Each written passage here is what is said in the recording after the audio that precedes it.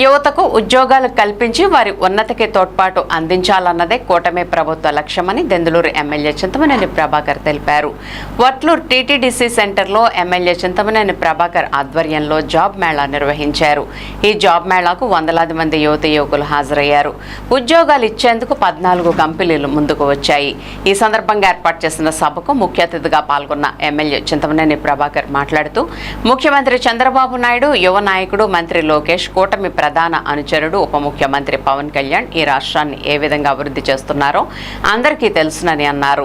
చదువుకున్న యువత ఎన్నో ఇబ్బందులు పడుతుందని ఆత్మస్థైర్యంతో ముందడుగు వేసి అనుకున్న లక్ష్యాలను సాధించాలన్నారు. యువతకు ఉద్యోగాలు కల్పించాలనే లక్ష్యంతో జాబ్ మేళాలు నిర్వహిస్తున్నామని చెప్పారు. ఉద్యోగాలకు ఎంపికైన వారిలో కొంతమంది జాబ్లో చేరటం లేదని, ఇటువంటి వారికి కౌన్సిలింగ్ నిర్వహించి అవగాహన కల్పించాలని, వారి స్వయం శక్తితో ఎదగాలనుకుంటే అటువంటి వారి వివరాలు సేకరించాలని అధికారులకు సూచించారు. సొంతంగా వ్యాపారం వైపు మొగ్గు చూపేవారు ఏ యూనిట్ పెడతారు, ఎంత ఖర్చు అవుతుందో తెలుసుకుంటే ఆ దిశగా వారికి తోడ్పాటు అందించే అవకాశం ఉంటుందన్నారు. ఉద్యోగం రాని వారు నిరుత్సాహపడవద్దని తెలిపారు. వారికి స్కిల్స్లో శిక్షణ ఇచ్చి ఉద్యోగాలు వచ్చే దిశగా అధికారులు చర్యలు తీసుకోవాలని అన్నారు.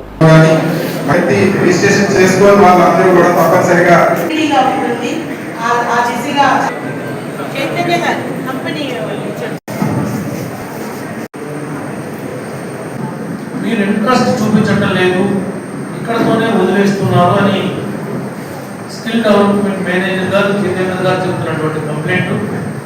అలా ఎవరైతే సెలెక్ట్ అయిన తర్వాత వెళ్ళలేని అంటున్నారో మళ్ళా 1 వీక్కి 10 days తర్వాత వాళ్ళందరినీ పిలిచి మళ్ళీ కౌన్సిలింగ్ పెట్టాలి. కంపల్సరీగా అందరితో నేను ఇంటరాక్ట్ అవ్వాలి. వాళ్ళకు ఉన్నటువంటి ప్రాథమికంగా ఫ్యామిలీ పరంగా, ఉద్యోగ పరంగా ఉన్నటువంటి సమస్యలు ఏంటో మనం తెలుసుకోవాలి.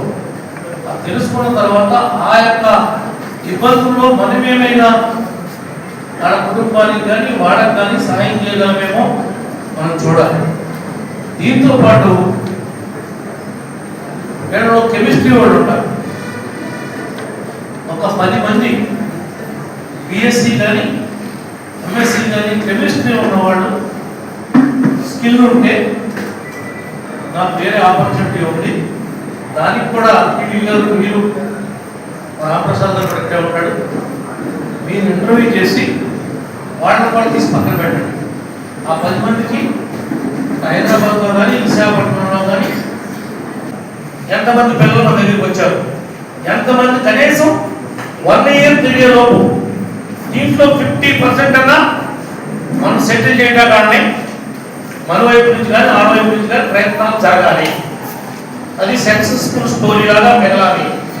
మీకు నాకు ఆడ కూడా ఇది ఒక హిస్టరీ అని చెప్పి గుర్తుపెట్టుకుని మరి ఆ విధంగా ముందుకు తీసుకెళ్ళమని చెప్పి కోరుకుంటూ 4 మండలాల తహసీల్దార్లని, 4 మండలాలకు సంబంధించినటువంటి రెవెన్యూ సిబ్బంది ఎవరైతే ఉన్నారో వాళ్ళందరినీ ఇన్ఛార్జ్ మినిస్టర్ గారి మీటింగ్కి హాజరు కావాల్సిందిగా కోరుకుంటూ, ఎవరైనా రెవెన్యూ సమస్యలు ఉంటే మన లీడర్లు రండి తప్ప రెవెన్యూ సమస్యలు లేనటువంటి లీడర్లందరూ కూడా ఇక్కడే ఉండి ఏ పిల్లలు ఏం అడుగుతున్నారో ఏంటో వాళ్ళతో పాటు మీరు కూడా స్కిల్స్ని, లీడర్షిప్ స్కిల్స్ని డెవలప్ చేసుకోవాల్సిందిగా మీ అందరినీ కూడా మనస్ఫూర్తిగా కోరుకుంటూ మన ఈ జాబ్ మేళా కార్యక్రమానికి సార్ని అడిగిన వెంటనే చాలా ఉద్యోగాలు, తర్వాత ఉపాధి, నైపుణ్య శిక్షణ ఇవన్నీ కూడా సార్ ఎప్పుడు కూడా మమ్మల్ని రివ్యూ చేస్తుంటారు.